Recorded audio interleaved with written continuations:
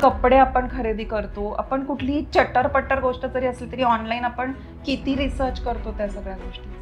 आणि मग बाळ ही तर केवढी मोठी गोष्ट आहे आपल्या आयुष्यात. म्हणजे गर्भसंस्कार म्हणजे काय? जेव्हा बीज निर्माण होतं हे आईच्या उदरामध्ये त्याची सुरुवात होते आणि मग ते रुजतं तिथे 9 महिने राहतंय आणि तिथून जे काही आई खातीये, जे काही तिचं आचरण आहे, आहार विहार या सगळ्याचा परिणाम हा त्या बीजावर होत असतो. प्रेग्नन्सीमध्ये आपण कोणती पुस्तकं वाचली पाहिजे? तर किंवा आपण जे काही वाचतोय त्याच्यामध्ये फक्त आणि फक्त 100% पॉझिटिव्ह असते अशी पुस्तकं तुम्ही वाचली पाहिजे. मग त्याच्यात आपण ज्ञानेश्वरी असेल, भगवद्गीता असेल, मनाचे श्लोक असेल, दासबोध असेल. विजन फॉर बेबी हे काय कन्सेप्ट? तू हनुमानासारखा शक्तिमान आहेस, तू कृष्णासारखा मस्तिखोर आहे. पण त्यातला मूळ मुद्दा हा आहे की आयडॉल्स जेव्हा आपण डोळ्यासमोर आणतो आणि त्यांच्यातल्या क्वालिटीज आपल्या बाळामध्ये याव्यात यासाठी म्हणून ते विजन आपण बनणार. बाळासाठीचे काय 5 अफर्मेशन्स सांगू शकाल? सो पहिलं तर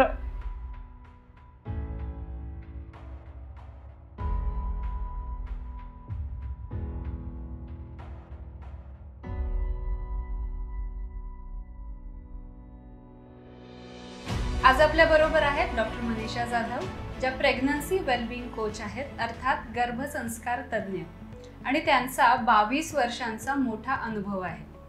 शी is a founder of Walby pregnancy wellbeing centre, which is a step by step guide from planning to pregnancy to parenthood. चला तर मग जाणून घेऊया गर्भसंस्कार बद्दल सर्व काही. Welcome doctor Manisha Jadhav. Thank you so much for inviting me here. तर सगळ्यात महत्त्वाचं म्हणजे गर्भसंस्कार म्हणजे काय? तो फर्स्ट ऑफ ऑल गर्भसंस्कार हा शब्द जेव्हा आपण ऐकतो तेव्हा लोकांच्या मनात एक जे क्लिक होतं ते म्हणजे असं की काहीतरी रिलेटेड टू रिच्युअल्स किंवा एखादे विधी किंवा मंत्र स्तोत्र हे प्रेग्नन्सीमध्ये म्हणणं आणि त्याच्यामुळे त्याचा जो काही इम्पॅक्ट होतो तो बाळावर होणं, संस्कार होणं, याला गर्भसंस्कार म्हणतात असं बऱ्याच जणांना वाटू शकतं. पण मला असं इथे आवर्जून सांगायचं की संस्कार या शब्दाचा अर्थ खूप वेगळा आणि खूप व्यापक स्वरूपाचा आहे. तर महर्षी चरकाचार्य जे आपले आयुर्वेदाचे फाउंडर म्हणू शकतो, गुरु म्हणू शकतो, त्यांनी संस्काराची व्याख्या जी केलेली आहे ती अशी केलेली आहे की संस्कारो हि गुणांतर्धानमिति उच्यते. म्हणजे एखादा ओरिजिनल गोष्ट जी आहे त्याच्यावर एखादी कृती किंवा विधी जेव्हा आपण करतो आणि त्यामुळे त्या ओरिजिनल जी काही गोष्ट आहे त्याच्यामध्ये गुणांतर्धान होतं किंवा त्याचे क्वालिटीज चेंज होतात, त्याला आपण संस्कार म्हणू शकतो. Transformation. So that is actually संस्कार. आता संस्कार हे तुम्ही कुठली कृती करता त्याच्यावर डिपेंड करतं की तो कुसंस्कार होणार आहे की सुसंस्कार होणार आहे. त्यामुळे फक्त संस्कार या शब्दाने खरं तर त्याऐवजी ते असलं पाहिजे सुसंस्कार, जर आपल्याला चांगले संस्कार करणं अपेक्षित आहे तर. Okay.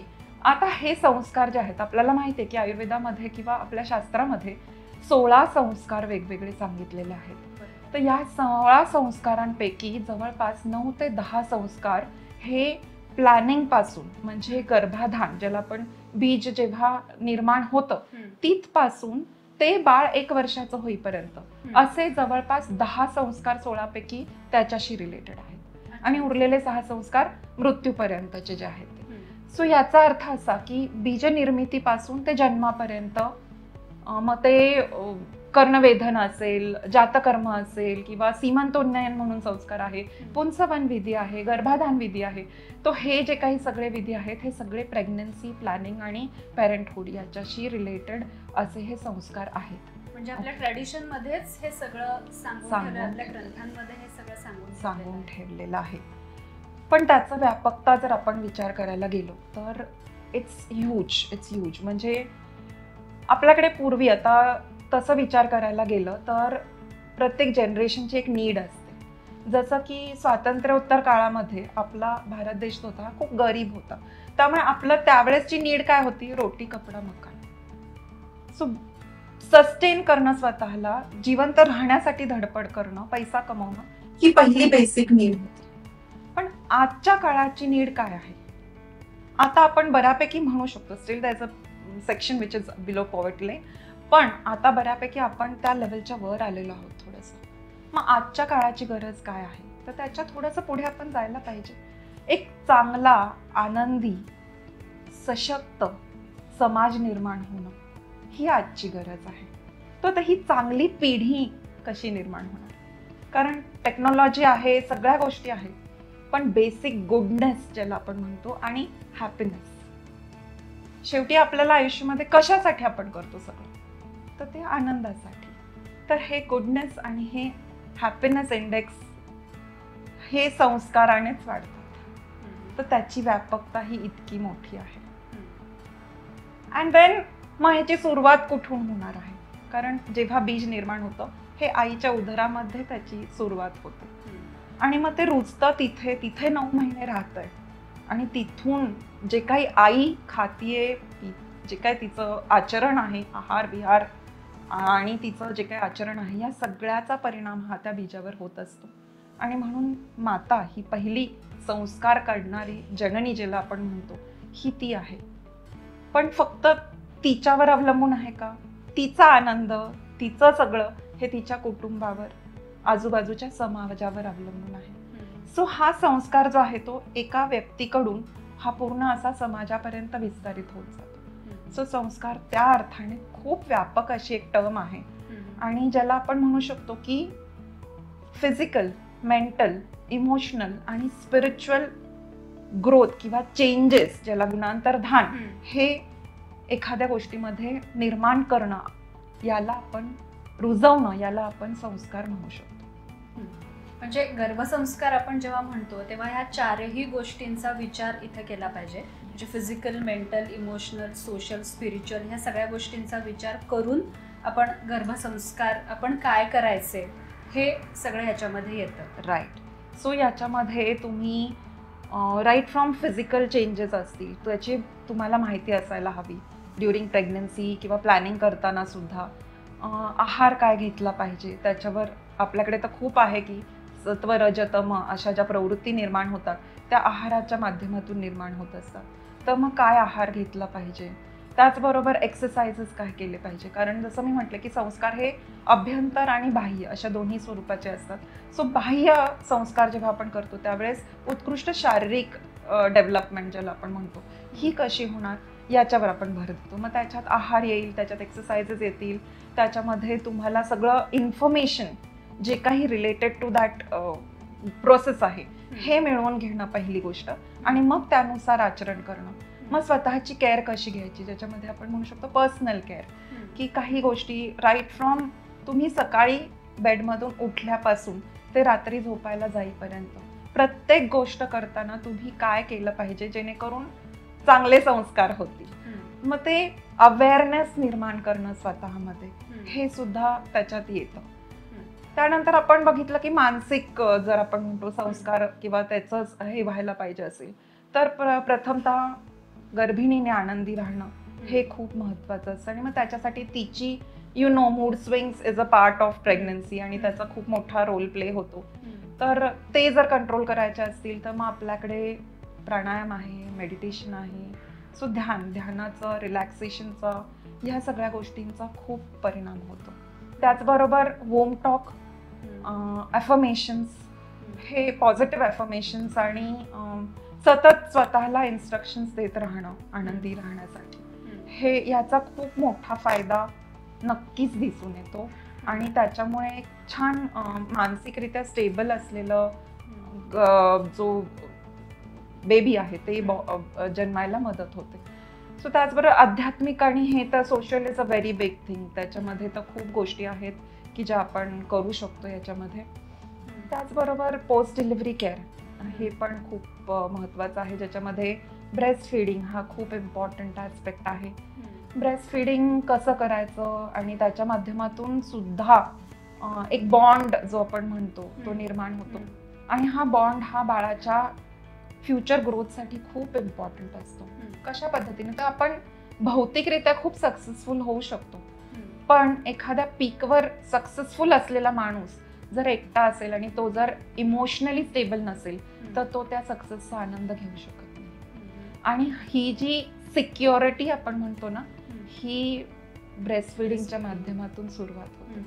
So when that mom she takes the baby in her arms आणि जेव्हा ती स्वतःचे इमोशन्स त्याच्याबरोबर कनेक्ट करून ब्रेस्ट फिडिंग देते, ती जी सिक्युरिटी, ती जी फिलिंग आहे ती रुजते बाळामध्ये. आणि ते खूप मोठा बेस आहे एखाद्या व्यक्तिमत्वाचा, जी जडणघडण म्हणतो त्याच्यामध्ये ही जी सिक्युरिटी आहे ही खूप मोठा रोल प्ले करते. So blessed are the woman who breast feed their baby.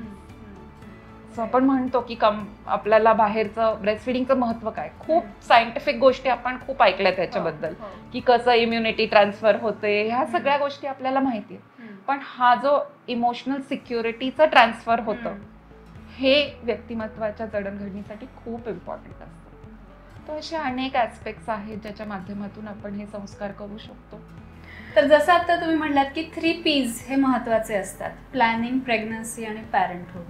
तर ह्याच्यामध्ये जर का आपण प्लॅनिंग या गोष्टीचा विचार केला तर हे आपण कशा पद्धतीने केलं पाहिजे आणि ह्यामध्ये टू बी मदर आणि टू बी फादर ह्या दोघांनीही इन्व्हॉल्व्ड असलं पाहिजे का, आणि ह्याचा ओव्हरऑल इफेक्ट हा कसा होणार आहे ऑन प्रेग्नन्सी? येस. सो आपण ऐकलेलं आहे की शुद्ध बीजापोटी फळे रसाळ गोमटी. तर लिटरल आहे त्याच्यामध्ये की एखादं झाड वाढण्यासाठी जसं त्या बीजाला पाणी पुरवावं लागतं, त्याला चांगली जमीन मिळावी लागते, त्याला पाणी घालावं लागतं, ह्या सगळ्या गोष्टी जसं नर्चरिंगसाठी इम्पॉर्टंट असतात, तसं शुद्ध बीज निर्मिती हे एका बेस आहे तो बेसिकली. आणि ती शुद्ध बीज हे काय फक्त आईचं नसतं, it's a union of the male and the female chromosomes. Okay, तर त्याच्यामुळे ते जे काही आहे ते दोघांना फॉलो करणं गरजेचं असतं. सो जेव्हा आपण प्लॅनिंग करतो त्यावेळेस दोघंही ज्यांना आई आणि वडील व्हायचं आहे अशा दोघा पार्टनर्सनी याच्यासाठी प्लॅनिंग करणं हे खूप गरजेचं असतं. सो वी ऑलवेज से की pregnancy should be bye choice and not a random thing. It should be bye appointment and it should not be something which has just happened. तर मग हे कसं होणार आहे, तर त्याच्यासाठी तुम्ही काय तयारी करायला पाहिजे. तर त्याच्यासाठी म्हणून आपल्याकडे पिंड शुद्धी म्हणून उपक्रम सांगितलाय किंवा गर्भाधान विधी ज्याला सांगितलेलं आहे की कुठल्या पिरियड हा फेवरेबल असतो, ज्याच्यामध्ये तुम्ही कॉन्टॅक्ट ठेवलं तर जास्तीत जास्त हे राहतं, ऋतू ज्याला आपण म्हणतो, हा ऋतू योग्य ऋतू कुठला आहे. ओके, त्याच्यानंतर एक 3 ते 4 महिने तरी कमीत कमी एक पर्टिक्युलर प्रकारचा डाएट आपण फॉलो करणं अपेक्षित आहे, ज्याच्यामध्ये ॲसिडिक लेवल्स हे न्यूट्रलाइज होतील अशा पद्धतीचा आहार असला पाहिजे. त्याचबरोबर pH मेंटेन व्हायला पाहिजे, जे काय आपण म्हणतो हे ओव्युलेशनच्या दृष्टीने खूप महत्त्वाचं असतं, जे कारण आपण बघतोय की इन्फर्टिलिटीचे प्रॉब्लेम्स खूप वाढलेले आहेत. सो त्या दृष्टीने आहाराचं नियोजन, त्याचबरोबर व्यायाम किंवा तुमचं रोजचं रुटीन कसं असलं पाहिजे याच्यावर काम आपण केलं पाहिजे. कारण जर स्ट्रेस असेल आणि फिजिकल फिटनेस व्यवस्थित नसेल तर ऑब्व्हियसली त्याचा परिणाम हा बाळाच्या वेलबिंगवर होणारच आहे किंवा बीज निर्मितीवर सुद्धा या सगळ्या गोष्टींचा परिणाम होतो. आणि मग येतात औषधं, काही गर्भस्थापक औषधं जी आपल्या आयुर्वेदामध्ये सांगितलेली आहेत, त्याचा विचार आपण इथे करू शकतो. किंवा काही द्रव्य जशी उडीद आहे किंवा अशी बरीच औषधं आहेत की जी आपण औषधं म्हणण्यापेक्षा डे टू डे लाईफ मधले काही पदार्थ आहेत, डायटरी चेंजेस आहेत जे आपण करू शकतो बलस्थापनेसाठी किंवा वीर्य उत्तेजक ज्याला आपण म्हणू शकतो, अशा काही गोष्टी आपण त्याच्यामध्ये इन्व्हॉल्व करू शकतो. तर हे सगळं पार्ट येतो प्लॅनिंगच्या ह्याच्यामध्ये. त्याच्याबरोबरच ध्यान आणि they are part of the हे लाईफस्टाईल, म्हणजे त्याच्यामध्ये तुम्हाला त्याच्यात कॉम्प्रोमाइज नाहीये की प्राणायाम, योगा आणि ध्यान आणि एक्सरसाइज हे तर तुमच्या रुटीनचं पार्टच असलं पाहिजे. सो या सगळ्या गोष्टींचा प्लॅनिंगमध्ये खूपच फायदा होतो जेव्हा बीजनिर्मिती आणि या सगळ्या गोष्टींचा विचार आपण करतो त्यावेळेस. म्हणजे प्लॅनिंग पासूनच आपण सगळ्याच म्हणजे लाईफस्टाईल चेंजेस, डायटरी चेंजेस, योग, ध्यान, धारणा आणि एक्सरसाइज पण, येस, आणि इव्हन तुम्ही म्हटलात की काही मेडिसिन्स पण, म्हणजे ह्या सगळ्या गोष्टीचं आपण प्लॅनिंग पासूनच ही सुरुवात केली पाहिजे, तर त्याचा पॉझिटिव्ह इफेक्ट हा प्रेग्नन्सीवर होणार. राईट. आणि 3 महिन्या आधीपासून आपण सजेस्ट करतो की फॉलिक ऍसिड, DHA, जे आपण म्हणतो की जेनेटिक डेव्हलपमेंटसाठी, ब्रेन डेव्हलपमेंटसाठी. कारण पहिल्या 3 महिन्यामध्ये जेव्हा आपल्याला प्रेग्नन्सी डिटेक्ट व्हायलाच 1.5 महिना जातो, डॉक्टरांना दाखवून परत चेकअप होऊन मेडिसिन सुरू व्हायला 3 महिने झालेले असतात. And those 3 months are the time when you need the folic acid, you need the DHA. आणि त्या 3 महिन्यामध्ये जवळपास 40 ते 50% ब्रेन डेव्हलपमेंट ही झालेली असते ऑलरेडी. आणि हार्ट वगैरे ऍक्टिव्हिटी सुद्धा सुरू झालेली असते बाळाची. सो प्रेग्नन्सीचे हे 3 महिने आपण कळायच्या आधीच संपलेले असतात. आणि तो पिरियड खूप इम्पॉर्टंट असतो. म्हणून प्लॅनिंग पासून जेव्हा तुम्ही सुरू करता तो आपण फॉलिक ऍसिड सुद्धा घ्यायला सांगतो, सो दॅट आयर्न सुद्धा सुरू करतो. सो मग हे जेव्हा होतं त्यावेळेस ब्लड सर्क्युलेशन आपल्याला माहिती आहे की 60% जास्त नीड असते या ह्याच्यामध्ये नेहमीपेक्षा. सो हे कव्हर होण्यासाठी म्हणून जेव्हा तुम्ही प्लॅनिंग करायला सुरुवात करता तेव्हापासूनच ह्या गोष्टी सुद्धा आपण घ्यायला हवेत. म्हणजे मग जरी कळायच्या आधी तेव्हा it's already covered up. Right. आणि आजकाल सिंगल चाइल्ड हाच ट्रेंड आहे, त्यामुळे प्लॅनिंग ही सगळ्यात महत्वाची गोष्ट. साधी गोष्ट नाही, एक पेन जरी तू विकत घ्यायला गेलीस तर you find out so many options and then you try out so many things and मग ह्याच ब्रँडचं पाहिजे. कपडे आपण खरेदी करतो, आपण कुठलीही चटरपटर गोष्ट जरी असली तरी ऑनलाईन आपण किती रिसर्च करतो त्या सगळ्या गोष्टीचा. आणि मग बाळ ही तर केवढी मोठी गोष्ट आहे आपल्या आयुष्यातली. So shouldn't it happen with some planning, with some special care. तो तो बनता है. आणि जबकि it's going to give you so much happiness in your life. तो त्या एंजलला वेलकम वाटलं पाहिजे ना. 3 P's मधल्या प्लॅनिंग बद्दल आपण बोललो, तर सेकंड तुमची स्टेप आहे की प्रेग्नन्सी. मग प्रेग्नन्सी मध्ये गर्भसंस्कारचा रोल काय येतो? सो आपण ऑलरेडी बोललोय की डाएट, एक्सरसाइज ह्या सगळ्या गोष्टींचा तर आपण सगळा विचार केला, पण सगळ्यात महत्त्वाचं आहे की मानसिक आणि इमोशनल ग्रोथ जी आहे बेबीची ती आपण कशी त्याच्यामध्ये मॅक्झिमम आपण काय देऊ शकतो बाळाला. Why we have to start -9 months हे खूप इम्पॉर्टंट आहे. कारण ब्रेन डेव्हलपमेंट जसं मी म्हटलं की 70 to 80% brain development of the baby happens in these 9 months. त्याचबरोबर ज्ञानेंद्रियांची जी काही निर्मिती आहे, सेन्सरी ऑर्गन्स ज्याला आपण म्हणतो, ह्याची निर्मिती सुद्धा 4थ्या महिन्यापर्यंत बऱ्यापैकी सुरुवात झालेली असते. आणि त्याचा आता you have to understand the difference between the organ and the centre. So आपण हे जे डोळे आहेत हा अवयव आहे आणि त्याचं जे दिसण्याचं सेंटर आहे that is in the brain. So कोणी आपल्याला नॅचरली म्हणतं की बाळाला तर दिसत नाही आणि किंवा डोळे पण निर्माण झालेले नसतात किंवा नाक नसतं तयार झालेलं, किंवा असं म्हणू शकतात आपल्याला की अवयव निर्मिती झालेली नाहीये, परंतु त्याचं जे काही सेन्सरी सेंटर आहे ब्रेन मधलं ते मात्र डेव्हलप झालेलं असतं. सो आपण जेव्हा त्या सेन्सरी ऑर्गन्सना इनपुट्स द्यायला सुरुवात करतो, it's just like a computer. तुम्ही जितकं त्याला देत राहाल तेवढं त्याची मेमरी वाढत राहणार आणि तेवढा ते आउटपुट देत राहणार. सो इथे आपण जे काम करतो ब्रेन स्टिम्युलेशन टेक्निक्स असं आपण त्याला म्हणतो, त्याच्यामध्ये आपण ह्या सेन्सरी इनपुट्स वाढवण्यासाठी किंवा त्याचं जे स्टिम्युलेशन आपण करतो. सो फॉर एक्झाम्पल जर मी ठरवलं की मला कपडे आणायला जायचं आणि मी लक्ष्मी रोडवर फिरते, तर माझं लक्ष फक्त आणि फक्त कपड्यांच्याच दुकानाकडे जातं, बरोबर आहे. आय विल नॉट, मग मला कोणीतरी सांगितलं की तिथेच एक इलेक्ट्रिकलचं शॉप होतं, तू बघितलं नाहीस का ते? So no, I didn't notice it. So असं असतं. किंवा अजून एक एक्झाम्पल द्यायचं झालं तर एकच शिक्षिका आहे, 50 मुलं क्लासमध्ये आहेत, ती एकच पोयम सगळ्यांना शिकवते, बरोबर आहे.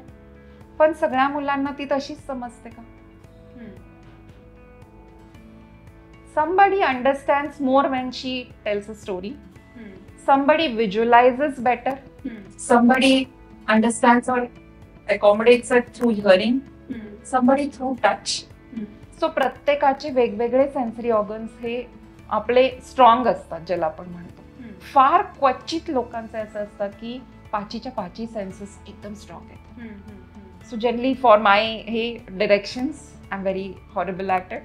सो मॅप वगैरे मला फारसं नाही झेपत, रस्ते वगैरे किंवा हे लक्षात राहत नाही. Some people don't remember dates.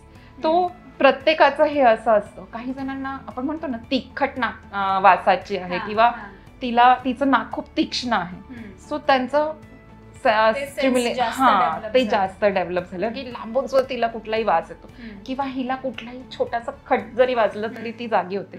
So that means her hearing sensation is very strong. So usually आपलं एखादं सेन्सरी ऑर्गन हे जास्त काम करत असतं, पण पाचीच्या पाची ऑर्गन्स जेव्हा मॅक्झिमम आपण स्टिम्युलेट करू तेव्हा जस्ट इमॅजिन हाऊ म्हणजे wonderful it will be, because that's the time Wien the base is happening.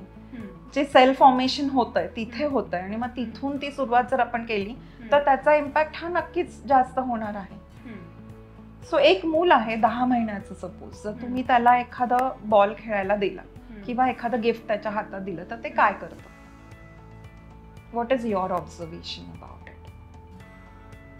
Ball खेळायला दिला तर 10 महिन्याचं बाळ बसतंय म्हणजे ते, आणि त्याच्याकडे आपण एखादा बॉल दिला किंवा पेन दिला, क्युरिओसिटीने बघेल की हे काय आहे. ओके. किंवा ते पेन असेल तर तो उघडण्याचा तोडण्याचा प्रयत्न करेल. बरोबर.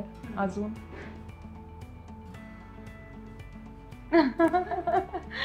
So if we observe carefully तर तो ते टाकतो सुद्धा, ते तोंडात घालतो.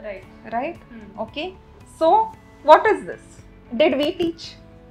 आपण त्यांना शिकवलं का हे पाडायचं, हे तोंडात घालायचं? आपण तर नानाच म्हणत असतो सगळ्या गोष्टी, हे तोंडात नाही घालायचं, अरे ह्याला हात लावू नको, हेच करत असतो आपण. Then why do they do that? It's a big question, right? So it's a instinct.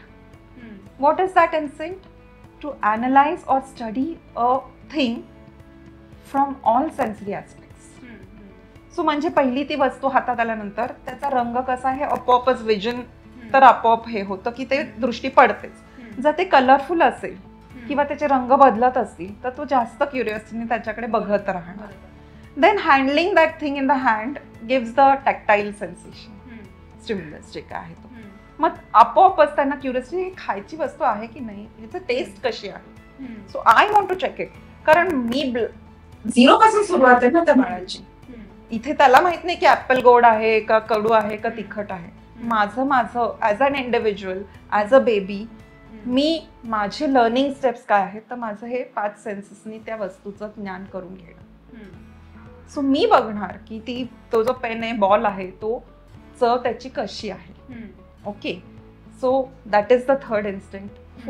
टाकून बघणं, टाकल्याने आवाज येतो हे कसं. जर खुळखुळा असेल तर ते हलवून बघतील किंवा एखादं हे, पण तोपर्यंत त्यांना असं माहिती नसतं की आवाज कसा हे करायचा. So throwing a thing gives them a sense of listening, जे काही हिअरिंगचं सेन्स जे काय आहे ते.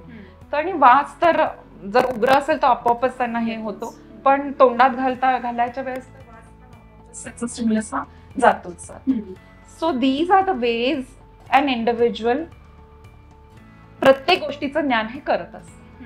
नावं तर आपण नंतर देतो त्याला गोष्टी, पण एखाद्या वस्तूचं ज्ञान करून घेण्याची ही बेसिक इन्स्टिंक्ट आहे.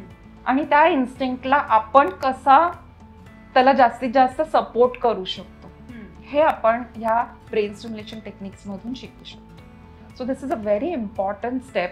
आणि हे जर आपण शिकलो, प्रत्येक आई वडिलांनी हे जर शिकले तर नॉट ओनली ड्युरिंग प्रेग्नन्सी ह्या टेक्निकचा उपयोग त्यांना त्यांच्या फ्युचर पेरेंटिंग मध्ये खूप फायदेशीर ठरू शकतो. सेन्सेसच्या स्टिम्युलेशन बद्दल खूपच छान माहिती सांगितली आणि त्याचं किती महत्त्व आहे हे पण यातून खूप चांगल्या पद्धतीने समजलंय. पण मगाशी जसं तुम्ही म्हटलात की वूम टॉक, ॲफर्मेशन्स हे पण आपण प्रेग्नन्सीमध्ये केले पाहिजेत, तर हे आपण कशा पद्धतीने करणार? सो वूम टॉक, प्रेयर, ॲफर्मेशन्स ह्या सगळे it's a kind of self talk ज्याला आपण म्हणतो, अशाच पद्धतीचं असतं ते. आणि जसं मी म्हटलं की हिअरिंग सेन्सेस हे 4थ्या महिन्यापर्यंत डेव्हलप झालेले असतात. सो तेव्हापासून साधारण 3रा महिना संपायच्या वेळेस आणि 4था महिना जेव्हा सुरू होतो त्या काळापासून जर आपण काही पॉझिटिव्ह ॲफर्मेशन्स आणि काही वूम टॉक म्हणजे काय तर डायरेक्टली बाळाशी संवाद साधणं. आता हा संवाद कसा साधायचा? आता तुम्हाला मी म्हटलं की पोटावर हात ठेवून रोज बाळाशी बोलायचं, मी काय बोलेल म्हणजे प्रश्न पडतो. आपण एखादं वाक्य, कसा आहेस रे तू, मग कसा आहेस, मग काय, मुलगी असेल तर तिथेच आपला संवाद असा हे होत जातो की how do we talk to a baby, you know, which is not, जे आपल्या समोर दिसतं त्याच्याशी आपण बोलू शकतो, पण जे दिसत नाहीये पण मला फील होतंय पण तरी सुद्धा माझ्या डोळ्यासमोर नाहीये ना, मग मी त्याच्याशी कसा संवाद साधू, हा प्रश्न आपल्याला पडतो. आणि जे टू बी फादर्स आहेत, कारण आपण वूम टॉक हा दोघांना करायला सांगतो की father should also speak to the baby every day. So काय बोलायचं, मग तुम्ही जे रोज करताय ते सगळ्या ऍक्टिव्हिटीज बाळाबरोबर शेअर करायच्या. मग तुम्ही खात असला तरी वाव आज ही उसळ केलेली आहे किंवा whatever you are eating, okay, तर मग वाव मस्त वास येतोय, चला आपण गरम गरम पोळी भाजी खाऊन घेऊया, and then this is going to make you so strong and healthy. And मग असा मस्त वास घेत घेत बाळाशी बोलत बोलत तुम्ही ते जेवण करता. So it is creating a bond between you. And if you follow timings तर मग आणखीन जास्त तुमचं जे कनेक्शन आहे ना ते अजून जास्त छान होतं. सो तुम्ही जर ठरवलं की रोज संध्याकाळी 6-7 वाजता किंवा 6 किंवा 7 जे काही तुमचं कम्फर्टेबल असेल, 7 वाजता दिवा लावून मी हे काही मंत्र असतील किंवा प्रार्थना असतील किंवा काही गोष्टी असतील ते मी रोज बोलणार. तो Wien you do it consistently at the same time, आणि जर एकापेक्षा जास्त लोकांनी मिळून केलं, म्हणजे if the entire family is involved in that talk, तर मग बाय रेझोनन्स ज्याला आपण म्हणतो ती शक्ती जी आहे ती अजून जास्त वाढते आणि त्याचा इफेक्ट हा नक्कीच बाळावर होतो. ओके, मग आता त्या टॉकमधून किंवा त्या प्रार्थनेतून आपण काय विश करत असतो की सगळ्या चांगल्याच गोष्टी, की तुझं कसं व्हायला पाहिजे आयुष्य, तुझी ग्रोथ कशी व्हायला पाहिजे, याच्यावरच आपण त्याच्यात बोलतो. ओके, सो हे झालं प्रार्थना. किंवा जेव्हा आपण म्हटलं की रोजच्या ऍक्टिव्हिटी, तुम्ही भाजी आणायला जरी बाहेर पडला तर वा आज वांगी छान दिसतात का, फ्रेश मस्त, चल आपण वांगी घेऊयात आज, असं करत करत तुम्ही तर बाजार फिरायचं. तुम्ही सुपर मार्केटमध्ये गेल्यानंतर बरं तुला काय लागणार आहे करा, असं करत करत तुम्ही त्या वस्तू घेणं, सिलेक्ट करणं. म्हणजे पॅरेंट्स पण हेल्दी डाएट कडेच जाणार, जे काही ते जंक खात असतील तर, आणि त्यांनी ते शेअर केलं तर त्यांना मग ते गिल्ट असणार की अरे what we are giving to baby. Right. And even like आता साधं दिवाळी आली, फटाके वाजतात आजूबाजूला, so I need to prepare my baby to be accommodative about that voice, that noise जे काय आहे ते. तर ढोल वाजणार आहेत, फटाके वाजणार आहेत, तर मी माझ्या बाळाशी संवाद आधीच साधणार की अरे गणपतीचं सीझन आलाय आणि या काळात ना सगळे सेलिब्रेट करतात आणि मस्त ढोल वाजत असतो, खूप मोठा आवाज होतो, but we should enjoy that. तर हे जेव्हा आपण बाळाशी सांगतो, we are kind of preparing that baby for those loud noises. Okay, आणि त्याचा एक जो पर्स्पेक्टिव्ह आहे तो पण आपण त्याच्यात चेंज करतो. सो हे सगळं गर्भसंवादाच्या अंडर येतं. सो जेव्हा मी म्हणते की तुम्हाला 24 तास आनंदी राहायचंय, कारण आनंदी स्पंदन ही बाळाच्या ग्रोथसाठी छान आहेत. ओके, तो इज इट पॉसिबल की 24 तास मी आनंदी राहील? मी कितीही प्रयत्न केला तरी hormones are playing. Okay, under that excuse itself I can say की माझे खूप मूड स्विंग्स होणार आहेत आणि त्याच्यामुळे कधी मी खूप इमोशनल होते, कधी रडू येत आहे, कधी खूप राग येतोय, चिडचिड होतीये. तर ह्या चिडचिडीचा आपण गर्भसंवादाच्या माध्यमातून नलिफाय करताय. ओके, सो माझं काही हजबंड बरोबर किंवा फॅमिली मेंबर्स बरोबर आर्ग्युमेंट झालेलं आहे. So I should make sure when I am talking with my baby, I should convey to the child की it is difference of opinion. Okay, and it is not something that should, त्यांचं एक definition जे काय आहे त्या व्यक्तीबद्दल ते change नाही झालं पाहिजे. Because I don't have the right to change the definition of how my baby should look at any relation. ते त्याचं त्यांनी किंवा तिचं तिने फॉर्म केलं पाहिजे. म्हणजे हेच मेंटल आणि इमोशनल स्टॅबिलिटीसाठी पण हेल्प करणार आहे. अगदी अगदी. सो ह्या गर्भसंवाद आपण फक्त एक प्रार्थना म्हणून त्याच्याकडे बघतो किंवा अफर्मेशन्स म्हणून बघतो, पण हे जर तुम्ही डे टू डे लाईफ ऍक्टिव्हिटीशी रिलेट केला हा संवाद, तर ह्याचा कसा फायदा होऊ शकतो हे आता म्हणजे मी वेगळं अजून खूप सारे एक्झाम्पल्स ह्याच्यासाठी दिले. रिसर्च पेपर्स खूप सारे आहेत, म्हणजे आपण नेटवर जरी जाऊन शोधलं राईट तरी खूप सारा रिसर्च. सो हे खूप even fathers, I have so many patients who have given so beautiful feedback about this, you know, की एक फादर आहेत की जे रोज बाळाशी पोटावर हात ठेवून त्याचे दिवसभरातलं जे काही ऑफिसमध्ये झालं ते सगळं बोलायचं. And there was a fixed timing, and it happened ki he went out of town. So now it was not possible to talk. So जेव्हा ती वेळ, जेव्हा डिनर नंतर 9 वाजता बेडमध्ये जेव्हा ते बोलायचं एकमेकांशी. And that day when he was not there, तो त्या रात्री त्या 9 वाजता बरोबर हालचाल चालू झाली. And the mother was feeling so काय म्हणतो अपसेट असं, किंवा अस्वस्थ वाटत होतं तिला की खूपच बाळ आतमध्ये हालचाल करत आहे आणि हे करत आहे. सो समहाव शी फेल्ट की it had some relation with this talk that every day was happening. Okay, मग तिने काय केलं, सरळ फोन लावला and she kept the receiver on the stomach, on the womb. आणि जेव्हा ते बाबा तिथून बोलायला लागले and literally the baby calmed down and everything, you know.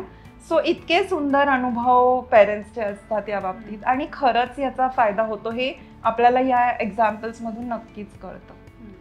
So if you are giving some music to the baby, yes definitely.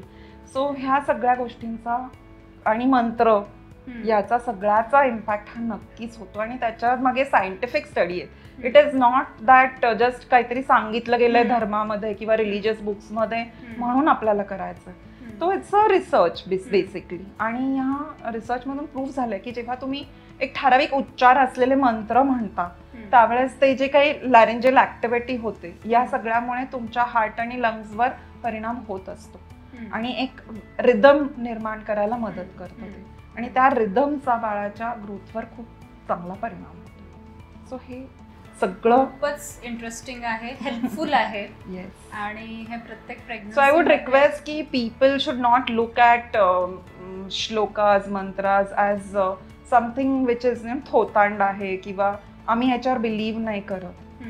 तर तुम्ही त्याचं सायन्स बघा त्याच्या मागे आणि मग तुम्ही ठरवा की तुम्हाला करायचंय किंवा नाही. Same goes with affirmations. आजकाल लॉ ऑफ अट्रॅक्शन बद्दल आपण खूप ऐकतोय. सो लॉ ऑफ अट्रॅक्शन काय आहे, तर सेम की जर तुम्हाला एखादी गोष्ट हवी असेल तर तुम्ही त्याची स्पंदनं हे विश्वात सोडा आणि मग रिस्पॉन्स तुम्हाला मिळतोच मिळतो. So then why not. मी तर म्हणेन की ओके मला बिलीव्ह आहे किंवा नाही आहे, पण मी हे केल्याने मी ट्राय तर करू शकते की मी वाईट तर काहीच इच्छा नाही करत आहे. If I am sending positive waves and positive intentions to the universe, nothing bad is going to happen. तर मी प्रयोग म्हणून का होईना, क्युरिओसिटी म्हणून का होईना याचा प्रयोग केला पाहिजे आणि बघितलंच पाहिजे की हो होतंय की नाही बघूया आपण. सो अफर्मेशन्स त्याच्यासाठी तरी म्हणा. अफर्मेशन्सचे काही एक्झाम्पल सांगू शकाल का, म्हणजे आपण कशा पद्धतीने अफर्मेशन्स हे म्हणले पाहिजे? ओके, सो जसं मी म्हटलं गर्भसंवाद तर आहेच, त्याच्यामध्ये आपण अफर्मेशन्स इन्क्लूड करू शकतो. पण एक आपण जे अफर्मेशन्स आहेत ते मदरसाठी असतात की आय कॅन डू इट म्हणून एक पूर्ण सिक्वेन्स असतो की ज्याच्यामध्ये माझी डिलिव्हरी ही व्यवस्थित व्हावी. हा पूर्ण प्रेग्नन्सीचा काळ हा मी खूप आनंदाने सेलिब्रेट करते आहे. I enjoy my motherhood and I am having good diet, healthy diet. I am following the exercise routine आणि मी जे बाळासाठी चांगलं आहे, उत्कृष्ट आहे आणि त्याच्याचबरोबर माझी सुद्धा ज्याच्यामध्ये मला आनंद मिळणार आहे आणि माझी सुद्धा शारीरिक, मानसिक आणि सगळ्या पद्धतीने हेल्थ ही चांगली राहणार आहे, अशा स्वरूपाचे अफर्मेशन्स आपण म्हणू शकतो. I am feeling strong. So when आपण आता एक्सरसाइजेस करतो तर एक्सरसाइज करता करता सुद्धा मी जेव्हा ताडासन करते, मी जेव्हा वृक्षासन करते, मी दुसरे कुठले एक्सरसाइजेस करते, मी स्क्वॉटिंग करते, डक वॉकिंग करते, तर प्रत्येक एक्सरसाइज करताना एक अफर्मेशन म्हणा. Okay, so I am feeling very strong. Okay, so ताडासन करताना मग त्याचा हेल्थ बेनिफिट काय आहे. ओके, सो अशा पद्धतीने तुम्ही मनातल्या मनात ते एक affirmation. I am feeling flexible. Okay, my muscles are elastic and strong. Okay, तर असं सगळं तुम्ही प्रत्येक एक्सरसाइज करता करता म्हणता त्यावेळेस ते एक्सरसाइज करण्यातला इंटरेस्ट सुद्धा राहतो. कारण इट्स अ काइंड ऑफ जेव्हा रुटीन मध्ये जायला लागतं तेव्हा थोडंसं बोरिंग होतं किंवा रोज रोज तेच करायचा कंटाळा येतो. मग आपण आज 10 वेळा केलं, उद्या 4 वर येतो, मग नंतर गाळतो. सो ते व्हायचं नसेल तर मग प्रत्येक वेळेस जेव्हा मी म्हणतो की संकल्प करायचं प्रत्येक ऍक्टिव्हिटीच्या वेळेस. So when I am doing my exercises I start with this talk to myself की या एक्सरसाइजेसमुळे माझी हेल्थ ही चांगली राहणार आहे, माझं स्वास्थ्य उत्तम राहणार आहे आणि येणाऱ्या बाळाचं स्वास्थ्य सुद्धा उत्तम राहणार आहे. माझ्या मसल्सची फ्लेक्झिबिलिटी चांगली राहिली तर डिलिव्हरीच्या वेळेस फायदा होणार आहे आणि म्हणून मी हे एक्सरसाइजेस करत आहे. असं मी एक्सरसाइजेस करायच्या आधी संकल्प करून मग ते एक्सरसाइजेस सुरू करायचे. जेव्हा मी दीर्घ श्वसन करत आहे तर त्या दीर्घ श्वसनाचे काय फायदे आहेत हे मी संकल्पात म्हणणार आणि मग दीर्घ श्वसन करणार. सो असं प्रत्येक ऍक्टिव्हिटीच्या आधी sankalp is a part of हे अफर्मेशन, सेल्फ मोटिवेशनच काइंड ऑफ. येस. आणि तू जसं तू ते बोललीस की हे करत असतानाच एक अवेअरनेस निर्माण होतं की आपल्याला जे देतोय आपण किंवा करतोय आपण ते बाळासाठी आणि आपल्यासाठी हेल्दी आहे का, ह्याचा आपोआपच अवेअरनेस निर्माण होते and you avoid doing anything negative. So movie बघायला जाताना नक्कीच मनात विचार येतो की हा या मूवी मधून नक्की आपण काय साध्य करणार आहे. सो मग तो व्हायलन्स असेल तर मी बघायला हवा का. प्रेग्नन्सी मध्ये आपण कोणती पुस्तकं वाचली पाहिजे? That's a very good question. Books वाचत असताना आपल्याला त्याच्यातून काय मिळणार आहे हे पहिलं जाणून घेणं खूप गरजेचं आहे. सो मी जेव्हा आपण पुस्तक कुठले घेतो त्यावेळेस त्याचं मागचं पेज किंवा त्याचं इंट्रोडक्शन जे आहे ते आपण नक्कीच वाचत असतो. सो युजली आपल्याकडे सांगितलं जातं की तुम्ही रामायण महाभारत वाचा आणि तुम्ही जे काही चांगले संस्कार होणारे चरित्र आहेत त्या सगळ्यांचा आपण तिथे रेफरन्स देतो की ती वाचली पाहिजे. पण I am strictly against that. I feel otherwise. कारण तुम्ही जेव्हा राम वाचता त्यावेळेस तुम्ही रावण सुद्धा वाचत असता. तुम्ही जेव्हा पांडव वाचताय तेव्हा तुम्ही कौरव सुद्धा वाचत असता. आणि एक बेसिक इन्स्टिंक्ट आहे की नेचर वाईज जर तुम्ही बघायला गेला तर नेगेटिव्ह कॅरेक्टर्स ही खूप बोल्ड असतात आणि व्हिज्युअली ती अपिलिंग असतात. त्यांचं सगळे सेन्सेस इनफॅक्ट हे खूप शार्प पद्धतीने किंवा व्हायलेंटली प्रोजेक्ट केले जातात. मे बी ते लेटर म्हणजे रायटिंगमध्ये असेल किंवा व्हिज्युअली पण तुम्ही जेव्हा सिनेमा बघता त्यावेळेस सुद्धा असेल.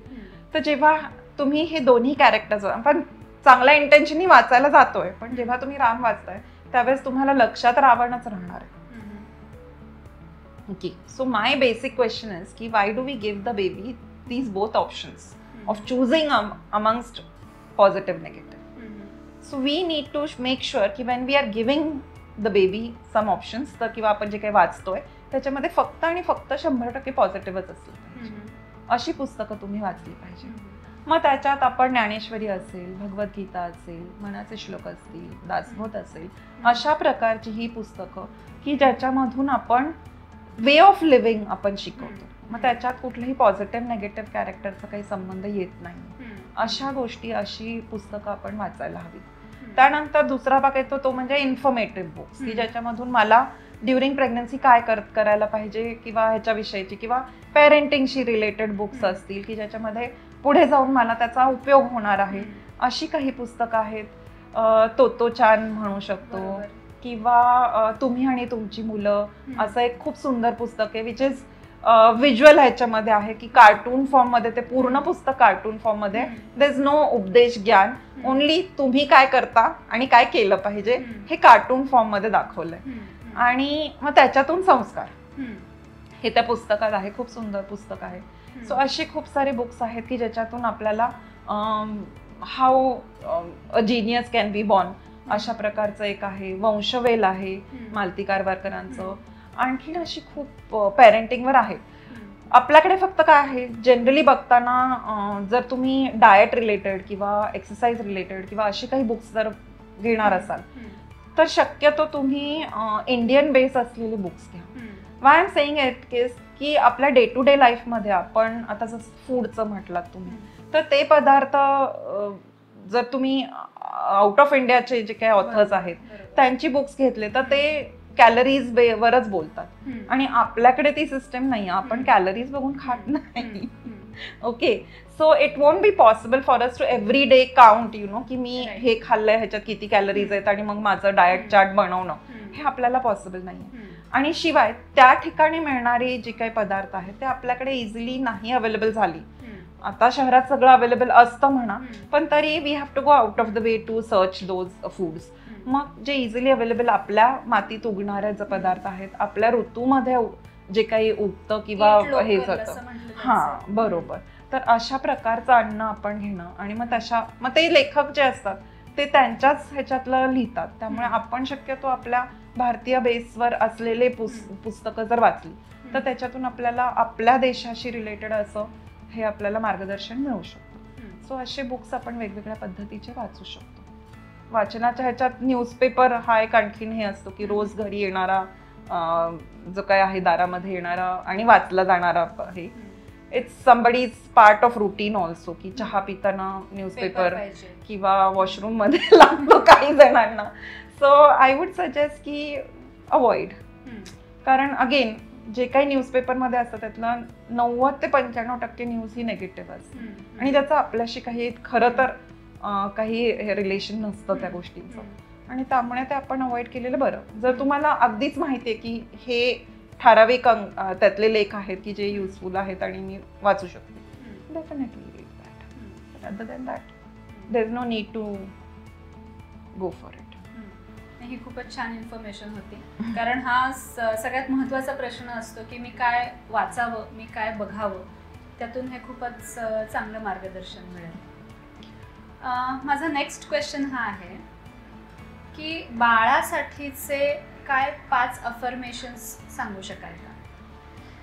ओके, सो पहिलं तर बाळाचं स्वागत आपण करायला हवं की तू आमच्या जगात आलेली आहेस, तर तुझं खूप सारं स्वागत मनापासून आम्ही करतो आणि तुझ्या शारीरिक, मानसिक, बौद्धिक आणि आध्यात्मिक वाढीसाठी ज्या काही गोष्टी तुला लागणार आहेत त्या सगळ्या पुरवण्याचा प्रयत्न आम्ही माता पिता म्हणून करू.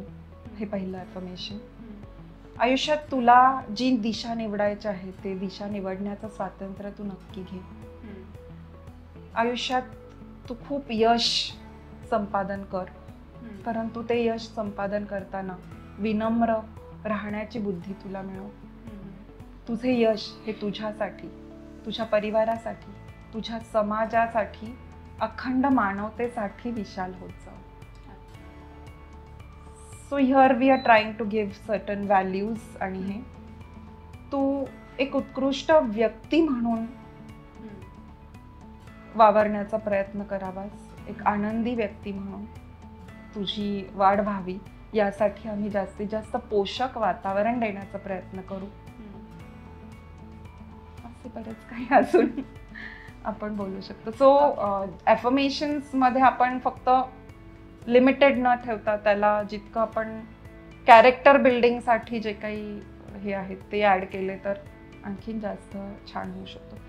सो अशी खूप सारी अफर्मेशन्स आहेत की ज्याच्यातून आपण बाळाच्या कॅरेक्टर बिल्डिंगसाठी म्हणून आपण याचा उपयोग हा करू शकतो. विजन फॉर बेबी हे काय कन्सेप्ट आहे?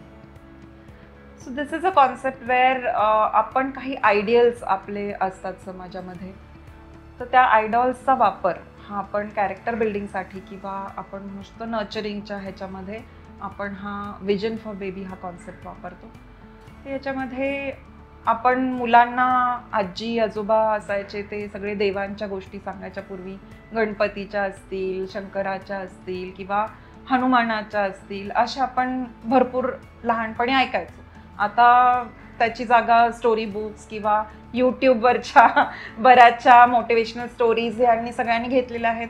रील्स सगळं आजकाल खूप वाढलं आहे त्याचा स्कोप जो आहे तो. पण त्यातला मूळ मुद्दा हा आहे की आयडॉल्स जेव्हा आपण डोळ्यासमोर आणतो आणि त्यांच्यातल्या क्वालिटीज आपल्या बाळामध्ये याव्यात यासाठी म्हणून ते विजन आपण बनवायचं.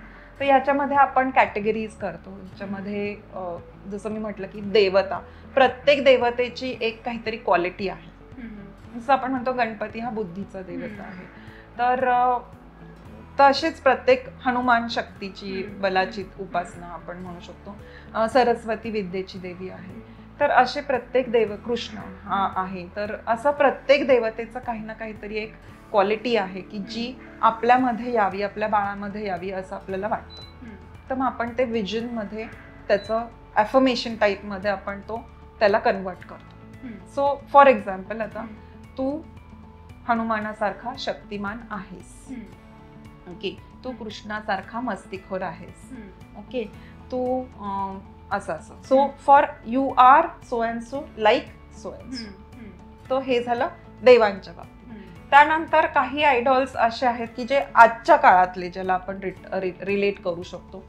अनेक सायंटिस्ट आहेत आणि कलाकार आहेत ज्यांचं नाव आपण घेऊ शकतो. आणि पण त्याहीपेक्षा सगळ्यात पहिल्यांदा सुरुवात करायची ते आपल्या घरापासून. So I start with I am so and so like my mother. मग त्या मदरचं नाव घेणार आपण. की I am so and so like my father, I am so and so like my grandmother, I am so and so like my uncle, aunty, जे काय आहे. So एखादा भाऊ असा असतो जो गणितात खूप हुशार असतो, मग मी माझ्या या भावासारखा गणितात तज्ज्ञ आहे, माझा आवाज या बहिणीसारखा सुंदर आहे, किंवा असंच म्हणजे मी या काकासारखा हजरजबाबी आहे. ओके, सो हे माझं सेन्स ऑफ ह्युमर ह्याच्यासारखं आहे. So you can include these qualities की ज्या त्या व्यक्तीमध्ये स्ट्रायकिंगली आहेत आणि त्या आपल्या बाळामध्ये याव्यात असं आपल्याला वाटतं. चला, त्या निमित्ताने आपण बघायला तरी जातो की आपलं चांगलं काय आहे. Yes, so first we start over there. Okay, so हे झालं आपल्या बाबतीत. मग मी म्हटलं करंट आयडॉल्स जे आहेत त्यांचे क्वालिटीज आपल्यामध्ये यावेत. आणि फोर्थ सेक्शन जो असतो तो पास्ट आयडॉल्स, जसं की इंदिरा गांधी असतील, झाशीची राणी आहे, शिवाजी महाराज आहेत, विवेकानंद आहे. That list is endless. Like past idols आपण पाहिजे तितके घेऊ शकतो. सो त्या आयडॉल्सचा त्याच्यामध्ये संबंध परत आपण हे करतो. तर आता त्याची एक विजन काइंड ऑफ आपण बनवतो, कार्डशीट्स बनवून आपण रोज ती बाळाला ऐकवायची. During pregnancy we keep our hand on the womb and every day आपण एक लिस्ट बनवायची. जशी तुम्ही एक मदरनी एक बनवायची आणि फादरनी एक बनवायची. You can make it a family activity. तुम्ही डोहाळ जेवणामध्ये ह्याचा इन्क्लूड करू शकता. जे आलेले पाहुणे आहेत प्रत्येकाने एक विजन लिहून द्यायची, कारण मग क्रिएटिव्हिटी वाढते. प्रत्येकाचं आपलं आपलं एक पॉझिटिव्ह हे येऊन जातं त्याच्यामध्ये. आणि मग ते जे अफर्मेशन्स तुम्ही ते डायरीमध्ये बनवलेले आहेत किंवा ती जे विजन बनवले आहे ती रोज एकदा बाळाशी बोलायची, ती वाचून दाखवायची, मोठ्याने एकदा तुम्ही बोलून दाखवायची. अँड देन लेटर ऑन त्याचा वापर आपण आफ्टर प्रेग्नन्सी बाळाशी डायरेक्ट संवाद साधताना गोष्टी सांगण्यासाठी त्याचा वापर करू शकतो. बाळाला रोज ते म्हणून दाखवू शकतो. तर हे असं सगळं त्या विजन फॉर द बेबीमध्ये येतं. आणि ह्याच्यातून फक्त आणि फक्त आपण पॉझिटिव्ह गोष्टीच बाळापर्यंत पोहोचवतो आणि जगात चांगलं काय आहे ते बघण्याची दृष्टी त्याच्यामध्ये निर्माण करतो. हे माझ्या दृष्टीने खूप महत्त्वाचं आहे. हे खूपच महत्त्वाचं आहे. म्हणजे ओव्हरऑल पॉझिटिव्हिटीच आपण हे पूर्ण, म्हणजे गर्भसंस्कार म्हणजे पॉझिटिव्हिटी असं मी आत्ताच्या पूर्ण आपल्या चर्चेतून हे नक्की आपण असं म्हणू शकतो. Right, definitely. खूपच छान आपले गप्पा चर्चा ह्या खूपच छान झालेली आहेत. आणि प्लॅनिंग पासून प्रेग्नन्सी टू पॅरेंटहूड हे सगळ्यात बाबतीतच खूप छान मार्गदर्शन जे कोणी हे ऐकतील त्यांना खूप चांगल्या पद्धतीने मिळणार आहे. आणि पॉझिटिव्हिटी हा एक सगळ्यात महत्त्वाचा भाग आहे. प्लॅनिंग पासून पॅरेंटहूड पर्यंत हे एक सगळ्यात महत्त्वाची गोष्ट आज ते आपण म्हणतो ना पतंग आहे, त्याची डोर जी आहे ना ती ही पॉझिटिव्हिटी आहे. Right right. So it's very important. Definitely. खूप छान आपली चर्चा झाली आणि यातून खूप वेगवेगळ्या गोष्टी समजल्या. तर गर्भसंस्कार करणं हे गरजेचं आहे आणि ते किती महत्त्वपूर्ण आहे हे पण आपल्याला खूप चांगल्या पद्धतीने आज समजलं. तर टू बी पॅरेंट्सना तुम्ही काय संदेश द्याल आता जाता जाता? As to sum it up असं म्हणू शकतो आपण की पॅरेंट्स होणं ही फक्त एक कुटुंबापुरती मर्यादित अशी गोष्ट नाहीये. एक खूप चांगला सजग सुजाण नागरिक निर्माण होणं आणि अख्खी पिढी ही त्याच्यावर अवलंबून आहे. तर ही एक खूप मोठी जबाबदारी आहे. आणि या गर्भसंस्काराच्या माध्यमातून आपण एक शारीरिक, भावनिक, मानसिक, आध्यात्मिक अशा सर्व स्तरांवर सशक्त आणि बळकट असं मूल निर्माण होण्यासाठी प्रयत्न करत आहोत. आणि हे प्रत्येकाने जाणीवपूर्वक पालक म्हणून ही जबाबदारी घेतली पाहिजे आणि नक्कीच यावर कार्य केलं पाहिजे.